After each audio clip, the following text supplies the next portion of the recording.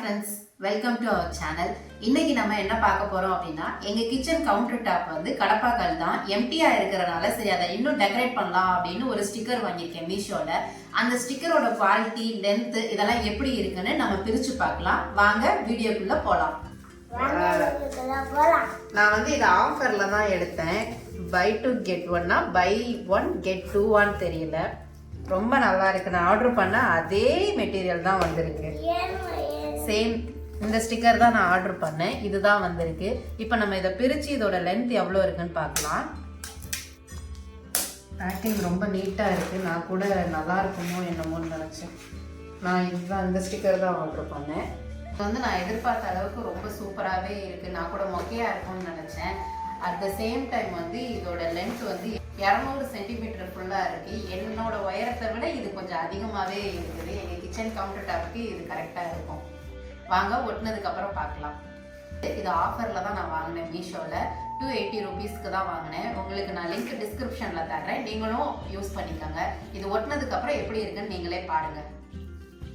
இதுதான் எங்கள் கிச்சன் பாருங்க. கவுண்டர் டாப் வந்து பிளாக் கலர்ல கடப்பாக்கல் போட்டிருக்கனால ரொம்ப பிளைனா இருக்கவும் சரி நம்ம ஸ்டிக்கர் ட்ரை பண்ணி ஒட்டி பார்க்கலாம் அப்படின்னு தான் நான் மீஷோல ட்ரை பண்ணி வாங்கினேன். ஃபர்ஸ்ட் ஒட்டுறதுக்கு முன்னாடி நம்ம இதை கிளீன் பண்ணிடணும். ஹாய் சொல்லுங்க.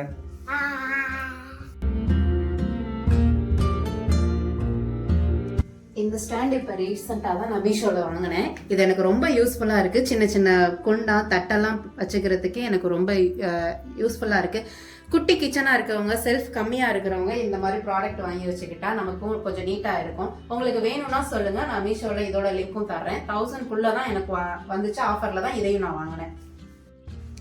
ஸ்டிக்கரோட ஒரு கார்னர் எடுத்து இப்படி தான் இருக்கும். நம்ம இதை இப்படி பிரிச்சுக்கணும். கொஞ்சம் இதை பிரித்து இப்படி ஒட்டணும்.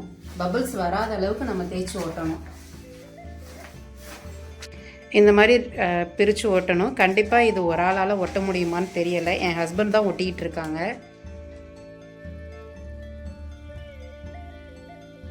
இப்போ இந்த ஸ்டிக்கரை எடுத்து எங்கள் டிவிக்கு கீழே உள்ள சின்ன கபோர்டில் நம்ம ஒட்ட போகிறோம். வாங்க ஒட்டினதுக்கு அப்புறம் எப்படி இருக்குன்னு பார்க்கலாம். இப்போ உங்கள் கபோர்டு சைஸுக்கு ஏற்ற மாதிரி நீங்கள் அந்த ஸ்டிக்கரை கட் பண்ணி ஃபஸ்ட்டு எடுத்துக்கோங்க. அப்போ தான் ஒட்டுறதுக்கு நமக்கு ஈஸியாக இருக்கும். ஓகே ஃப்ரெண்ட்ஸ், நாங்கள் ஃபைனலாக ஸ்டிக்கரை ஒட்டி முடிச்சிட்டோம். இதுதான் அதோட ஃபைனல் அவுட்புட். ரொம்பவே நல்லா இருக்குது, ப்ளசண்ட்டாக இருக்குது. நாங்கள் 2 ரோல் யூஸ் பண்ணி இதை ஒட்டியிருக்கோம். நீங்கள் வந்து கரெக்டாக பிளான் பண்ணி ஒட்டினீங்கன்னா உங்களுக்கு அதோட வேஸ்டேஜை வந்து நம்ம குறைச்சிக்கலாம். நீங்கள் பாருங்கள் ஃப்ரெண்ட்ஸ், அந்த ஒட்டினதோட ஒரு பீஸ் தான் இது. இப்போ நீங்களே பாருங்கள். இப்படி நெருப்பு பட்டதுக்கே இது சுருங்குது. இதான் நம்ம கிச்சனுக்கு இது செட் ஆகாது. நெருப்பு அந்த அனல் பட்டதுக்கே இது சுருங்குது. இந்த ப்ராடக்ட்டை நம்ம எங்கெல்லாம் யூஸ் பண்ணலாம்னு பார்த்தீங்கன்னா, நெருப்பு படாத இடமா, அதாவது டைனிங் டேபிள் மேலே நம்ம யூஸ் பண்ணலாம். கிச்சன் இல்லாமல் வேற எங்கேயாவது வாலில் நம்ம டெக்கரேஷன் ஐட்டத்துக்கு யூஸ் பண்ணிக்கலாம். நெருப்பு படாமல் அனல் படாத இடமா இருக்கணும். நெருப்பு பட்டா நமக்கு அது டேஞ்சர் தான். இது நமக்கு நெருப்புக்கு செட் ஆகாத ஒரு ப்ராடக்ட்.